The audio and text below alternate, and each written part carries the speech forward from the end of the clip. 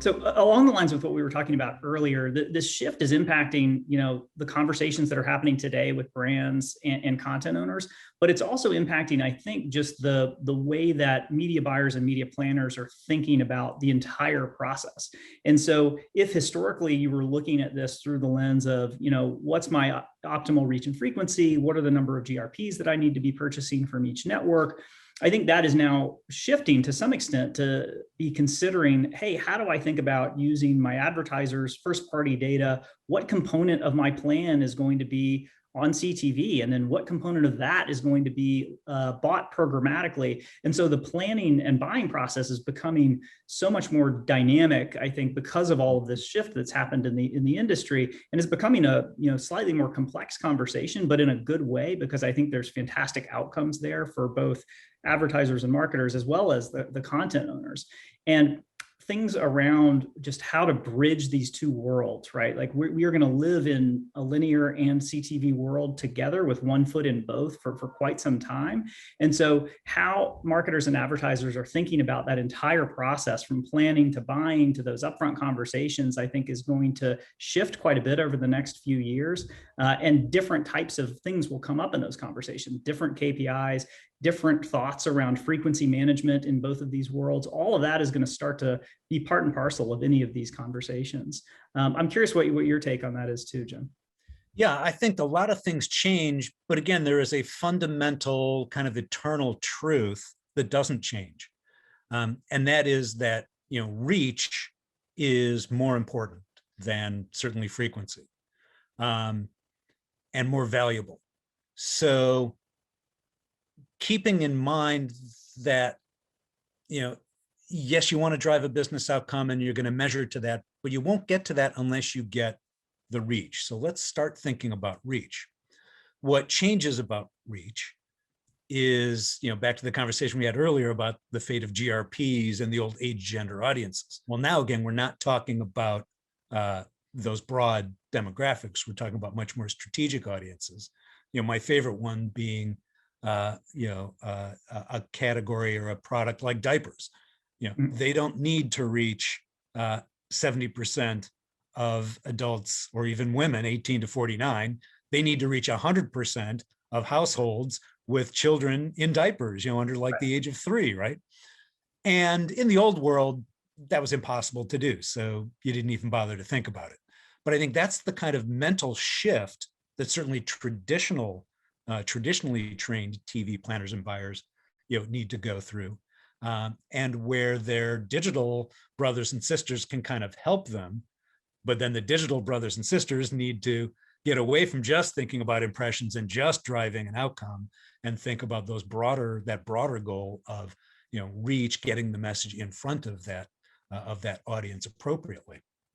Yeah, I couldn't agree more. I mean, I think what also we're going to see too, and I think we're already seeing this at most agencies and at most content owners, is a kind of merging together of those teams that are thinking about CTV and linear. Because if you want to work with, a major content owner, you're thinking about that, I think, as a media buyer or a brand holistically. You're not thinking about CTV in a silo away from linear television. You're thinking about everything holistically. And I think most of the media companies are organizing themselves to bring offerings to the market that are these holistic offerings that will accommodate essentially that ask, which is, hey, on the one hand, I have a bright diaper brand, but then on the other hand, I might have a toothpaste brand. And so how do I accommodate that ask as a content owner? Some of it's going to require a ton of reach. Some of it's going to require more specific reach against a specific audience. And the more flexibility that everybody can bring to the table in these conversations, I think, is going to be really the kind of table stakes, if you will, moving forward, is around flexibility and being able to accommodate the diaper example that you brought up, and those broad reach examples that still have to exist, because reach is so powerful in linear television, but then there's an enormous amount of incrementality that can be had in CTV for all the people who have just completely cut the cord that are unreachable now in linear.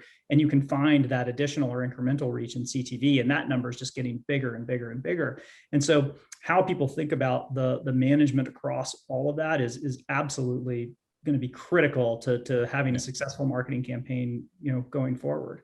I also want to touch on something you mentioned about frequency too, which is that, reach, if reach is kind of the paramount kind of goal is to reach that audience. What's happening today in frequency is that I think in many cases, brands and marketers are creating these kind of frequency silos inside of CTV because they're going to single providers and they're saying, okay, give me as much reach as you can. And then you've created a frequency silo there. And then you go to the next streaming service and the next one and the next one. And then you kind of lose this ability to manage that holistically across the households that you really do want to reach and get to that optimal level. And so then I think the byproduct of that is what we probably experience today when we're watching connected television, where you might feel a little bombarded by the same ad over and over again. And so the better we can do to manage that frequency holistically, I think will create a better reach frequency mix, and two, just a more optimal experience for the consumer, and hopefully a better outcome for the brand as well, so that they're not kind of veering into that annoyance kind of into the spectrum where we've seen the same ad 15 times in the same show. Yeah, exactly. And I think that's, again, something the digital folks can learn from the traditional folks, that more is not always better, that it isn't just impression, volume you're trying to achieve. You're trying to get that, exposure, but you're also trying to get some separation between those exposures. So again, you don't annoy people at all. But that's, again, where in the traditional world, even though you were dealing with silos or walled gardens that were then called ABC, NBC, CBS, Fox, et cetera, you had Nielsen as the truth set. So you could take your total plan, plug in your whole schedule, and you could see where you were getting the best reach, the best frequency, where you could find those incremental reach points. And that's one big thing missing these days in the convergence of these things, that one data set that will allow you to see across those silos and help you make better decisions. Yeah, I think the bridging of these two worlds is going to be one of the major focuses of the next couple of years. Is like, how do I make sure that if I put myself in the shoes of a marketer or a brand, how do I make sure that I am getting what I need out of linear television, and then finding the value in CTV, and then creating an apples to apples bridge between the two of them, so that I can then roll all of that up into my holistic kind of TV plan or just strategy. And because the CTV slope seems to be just on a tear, it's going to continue to go up and up and to the right. Solving that problem is going to be really critical over the next few years. And I'm sure Nielsen will play a role there, and I'm sure other folks will play a role as well. But really, it's just going to be about creating those consistent bridges in those two worlds, so that a marketer can get that holistic view. And I think you made a really good point earlier too, which is that because we have so much to learn from linear, and like the digital world has a lot to learn from linear, and vice versa, it's going to require all of this collaboration. And I think what I've seen, and what I've certainly observed over the last year or two in my conversations, both with agencies and brands and with broadcasters, is that's absolutely happening. Like, I think maybe a few years ago, there was like a little bit of tension between those teams, where like the linear team was, still commanding, the bulk of the budget, both on the kind of supply and demand side. Now that it's starting to distribute a little bit more towards the CTV world, there's a lot more collaboration there. And so I think that is going to be the future. There is going to be both digital and linear people at the table in these upfront conversations. We're going to be having a holistic conversation around how that brand engages with that media company across all screens and all devices. And that's an exciting future, I think, for both parties, honestly, for the broadcaster and the content owner, and for the marketer, because it just unlocks so many possibilities. Yeah, I'll agree with you with one exception. I really hope there are not traditional and digital people at the table. I hope that each learns enough from each other that we now come out with, a whole brain media planner that understands both sides and can then strategize using the best tools available in each of the negotiations that they have. Because I will take that counterpoint. You're so right. You're 100% right. We want to create the whole new person. We're going to bring those things together and then create the future media buyer and the future media planner. I couldn't agree more. Exactly, because the consumer doesn't really care about digital versus traditional. As you're saying, they're going to watch the content on different devices, different things, depending on their circumstances.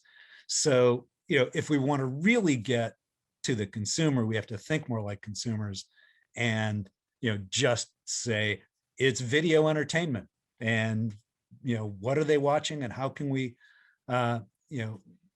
get our message, in there in a way that's effective and, again, doesn't alienate those consumers at the same time, and use all the tricks of the trade. Sometimes it might be that broader kind of GRP planning. Sometimes it's going to be a very targeted kind of planning. And, right now a TV plan is built by, you go to the upfronts, you buy a whole bunch of linear inventory, you buy some cable to supplement here and there where you need to, you go in the scatter market, et cetera, and you put together that plan. And CTV has started to become part of that. Where is there a gap in my schedule? How do I plug it? Great, we'll plug in some Tubi or Pluto or something else. But at some point that flips, because again, if you're that Pampers or Huggies brand manager or advertising VP, and you're going, how do I reach 100% of households with kids in diapers? Maybe you start with, let me buy all the addressable inventory I can get. Now, what is my reach there? Maybe I've reached, 50, 60%, okay, where do I go next to overlay some more? I don't think we're quite there. I think we're still a few years away from having that kind of inversion, sort of, certainly broadly speaking, but, I think some categories that are very niche like that, we might be getting close in the next couple of years. I absolutely think we'll reach that shift. And I think, again, it'll be driven by the consumers, because we're already on this course where you've got, the connected TV reach and subs going up, and then you've got linear and cable TV subs going down.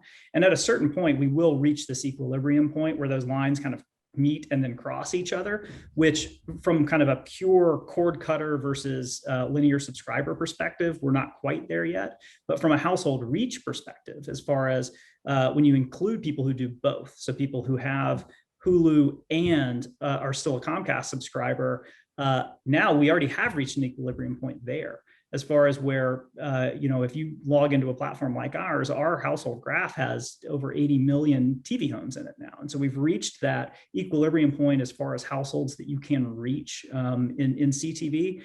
But I think that tipping point that you're talking about will come when kind of the more pure numbers cross each other, when you've got the cord cutter number exceeding the linear TV subscriber number. And I think we're a year or two out from that equilibrium point. And then I do think that whole paradigm starts to shift, where you start with, where can I activate my audience? I mean, there's no reason you can't do that today in a lot of cases, but I think the starting point of the media plan will be that in the not too distant future. And that's an exciting time.